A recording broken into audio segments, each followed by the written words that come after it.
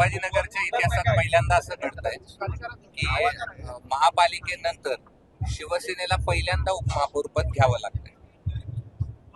संभाजीनगरच्या इतिहासामध्ये आज पहिल्यांदा महापौराची निवडणूक होते छत्रपती संभाजीनगरची, आणि म्हणून आजचा महापौर हा महायुतीचा महापौर आज बसतो. राजकारणामध्ये कधी खाली कधी वर. आमच्याकडे पहिले सत्तेमध्ये डॉक्टर भागवत कराड असतील, दुसऱ्या महिला महापौर होत्या, म्हणून बापू घडामोडे होते. हे सर्व चेंजेस होत असतात, त्याच्यामुळे त्याच्यावर एवढी चिंता करण्याचं कारण नाही. आम्हाला आनंद एकाच गोष्टीचा आहे की महायुतीचा महापौर आज या छत्रपती संभाजीनगरचा महापौर बसतोय, त्याचं आम्ही स्वागत करतो. नाही पण असं आहे की आतापर्यंतच्या इतिहासामध्ये शिवसेनाचा हा बालेकिल्ला होता, मग ते जिल्हा परिषद असू दे, पंचायत समिती असू दे किंवा महानगरपालिका असू दे, मात्र हा भाजपाचा बालेकिल्ला झालाय. राजकारणामध्ये खालीवर होत असतं ना, एवढं काही चिंता करायची गरज नाही. एखाद्या वेळेला कधी काळी काँग्रेसचा बालेकिल्ला समजला जायचा, तो आम्ही शिवसेनेने घेतला. काही वेळेला आता भाजपची थोडीशी आघाडी आलेली, म्हणून त्यात चिंता करण्यासारखं काही नाही. परंतु आम्ही महायुतीमध्ये आहोत आणि आमचा महापौर बसतो याचा आम्हाला आनंद आहे. ठीक आहे, बाकी तुम्हाला काय? जिल्हा परिषदेमध्ये भाजपला जास्त आल्या, तुम्हालाही जवळपास थोड्या कमी आल्या. आता अध्यक्ष कुणाचा काय कसं समीकरण सुरू आहे, काय ठरतंय?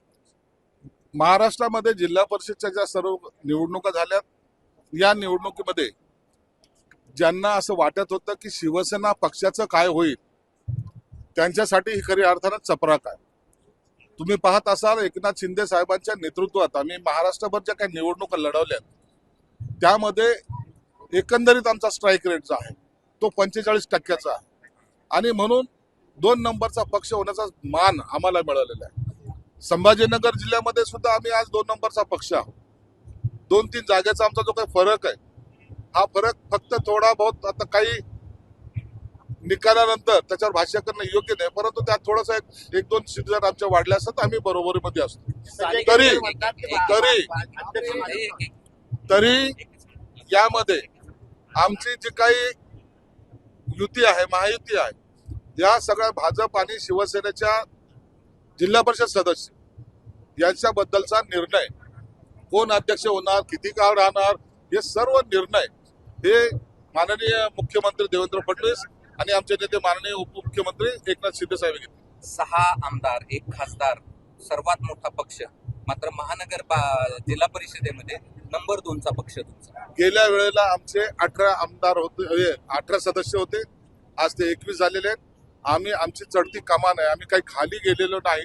आणि जर तुम्ही पाहत असाल तर गेल्या वेळेला, मागच्या वेळेला शिवसेना हे एकत्रित पक्ष होता, त्यावेळेची संख्या आणि आताचा जर संख्याबळ पाहिलं तर उभाटाचे सुद्धा 8-9 जे आलेले आहेत, ते जर असे जर केले तर शिवसेनेला या संभाजीनगरमध्ये प्रामुख्यानं सर्वसामान्य जनता ही चाहते, हे सिद्ध झालेलं आहे. आम्ही तुम्हाला मागचे गणित तुम्ही जे मांडलेत ना, त्याचा मी दाखला दिलेला आहे. आता शिवसेना आणि भाजपची मजबूत युती आहे, आणि या युतीचाच भगवा जिल्हा परिषदेवर फडकेल. शिरसाट साहेब, स्थानिक पातळीवर अशी चर्चा आहे, वेगवेगळी समीकरणं होऊ शकतात, तसं दोन्ही शिवसेना येऊन तुमच्या शिवसेनेचा अध्यक्ष होईल का? आम्ही कोणतीही समीकरण करणार नाहीत. आम्ही शब्दाला पक्के आहोत. शिवसेना भाजप युतीचाच जिल्हा परिषदचा अध्यक्ष होईल, यामध्ये कोणतीही शंका घेण्याचं कारण नाही. संजय केनेकर असं म्हणतात भाजपचा अध्यक्ष होईल. त्यांनी काय म्हणावं हा त्यांचा प्रश्न आहे, परंतु आम्ही पुन्हा एकदा सांगतो, याचा निर्णय मुख्यमंत्री देवेंद्र फडणवीस साहेब आणि उपमुख्यमंत्री एकनाथ शिंदे साहेब घेतील.